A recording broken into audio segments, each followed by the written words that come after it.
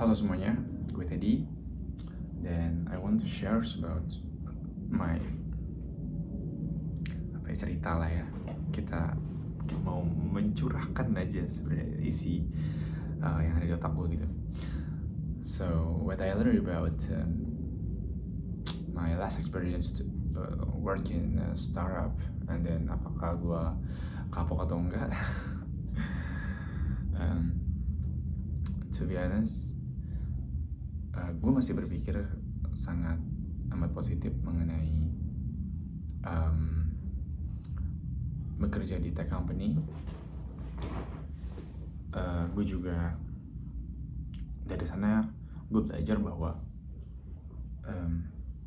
if you are see the video and you are work in the tech or startup company, entah itu yang masih seed, growth, atau unicorn, decacorn, apapun lah itu bahasanya. So don't focus to your company, but focus on your skill. Show your skill to your leaders, to your boss.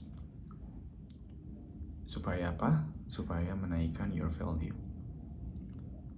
Kalau value lo udah naik, itu akan bagus banget. Bukan cuma untuk salary, tapi juga untuk karir, untuk mendorong karir. Dan ketika lo sudah mencapai pada posisi lo merasa oke, ini gue udah cukup, nah itu waktunya lo untuk change or shift to others company or shift to other career. Jadi dulu tuh gue pernah when I work in the toko crypto, itu ada beberapa banyak lah tawaran. Dulu gue kerja tuh awalnya dari customer support, so I'm handle the users, chat with users, talk with users, and then help their issues. Sampai akhirnya pada tahap yang cukup besar tuh sampai ke VIP, itu we have a very big client gitu ya. Dan mulai dari company sampai yang biasa gitu ya. Nggak ada yang maksudnya yang biasa, company nggak ada deh. Nah, individual gitu maksudnya. Nah, apa namanya? Nah, setelah beberapa bulan gue di sana tuh ada tawaran dari perusahaan-perusahaan yang lumayan ya. Dulu gue pernah ditawarin sama Binance, tuh gila banget, the biggest number one crypto exchange in the world. Waktu itu gue diminta untuk jadi customer support security.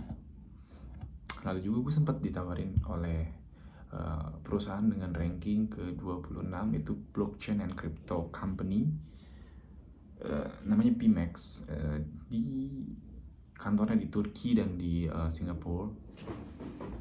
Itu juga cukup bagus, tapi sayangnya pada saat itu gue menolak. Karena apa? Karena gue nggak, yang pertama memang gue berkarir di bidang saat itu ya, dalam posisi saya adalah untuk belajar mengenal lebih banyak mengenai work environment, lalu juga tentang workflow yang ada di perusahaan. Jadi gue nggak diem aja tuh. Pada saat itu gue ada di CS itu gue nggak diem aja, gue jalan-jalan ke beberapa divisi lain, tanya-tanya apa yang mereka lakuin. Kayak gini. Gue ngelihat bagaimana cara mereka berkomunikasi antar divisi, lalu juga mengerjakan project-project gitu. Nah dari situ oke, ini good gitu.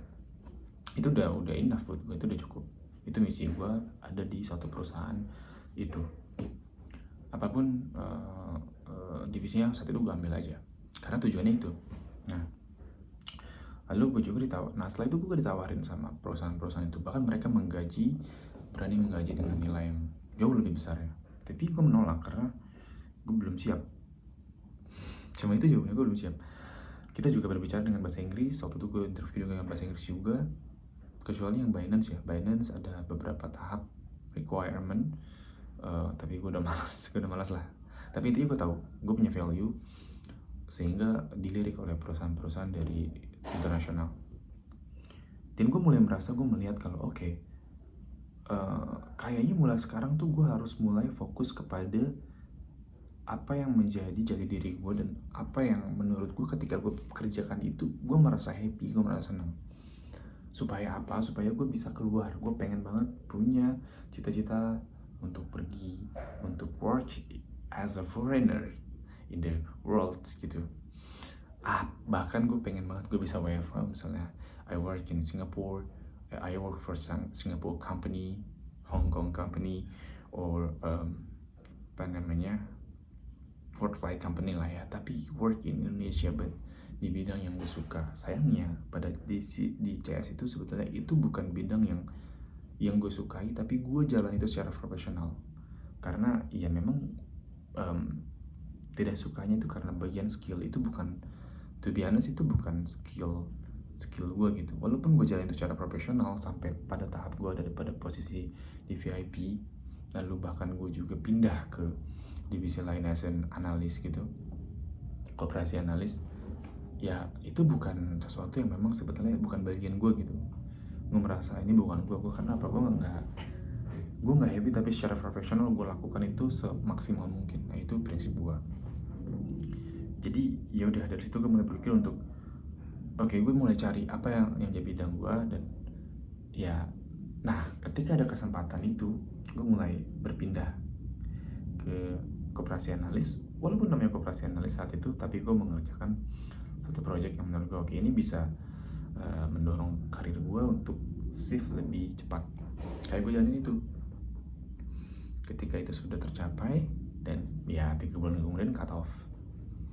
Tapi it's okay. Nah itu juga, ini juga makanya gue mau ngasih semacam advice nih buat teman-teman yang ada di sana. Kalau memang merasa itu bukan bagian dari diri lu, ya udah, lu tetap jalanin as a professional. Kalau itu sudah dijalanin dengan profesional, mulai cari jati diri. Apa jati dirinya? Kalau misalnya udah bertemu dengan jati diri itu, coba di show. Entah itu ke leader, entah itu ke bos. Kalau memang dari mereka nggak bisa terima, ya udah ke LinkedIn lah ya sebagai gantinya. Lalu juga mulai cari komunitas yang sesuai sama diri lu. Dan jangan lupa ketika lu ada di sana dan perusahaan sedang perform, minta naik gaji. Karena perusahaan gak akan naikin gaji lu kecuali setahun sekali. Itu pun juga kecil. Jadi itu kesempatan yang sangat berharga yang sayangnya gak gue ambil pada saat itu. Kalau perusahaan lagi bagus banget, lagi growth banget, mereka akan dengan mudah memberikan kenaikan gaji, terutama di perusahaan startup. Kira-kira kayak gitu. Kalau apa ya, dan jangan terlena dengan kehidupan yang di sana, karena kita nggak akan bisa selamanya di perusahaan. Perusahaan akan selalu menganggap karyawan itu as a number. So you need to decide that you need to have a value for yourself. Karena kalau you udah punya value, lu bakal direbutin oleh banyak perusahaan, dan lu akan mampu memiliki ya pasti back to money, the salary, good salary, good environment, good life gitu ya, for you and your family, of course. Ya kira-kira seperti itu. Itu advice dan apa yang ada di otak gue dan pengen gue keluarin, sebenarnya gue tahan-tahan nih ya. Nah, semoga itu bisa membantu, dan pengalaman gue ini semoga bisa gue lihat 10 tahun lagi mungkin ya, kalau gue ada di posisi puncak, untuk mengingat ini loh gue waktu dulu gitu loh. So yeah, don't waste your time too much, so you need grow up now. Thank you dan bye bye.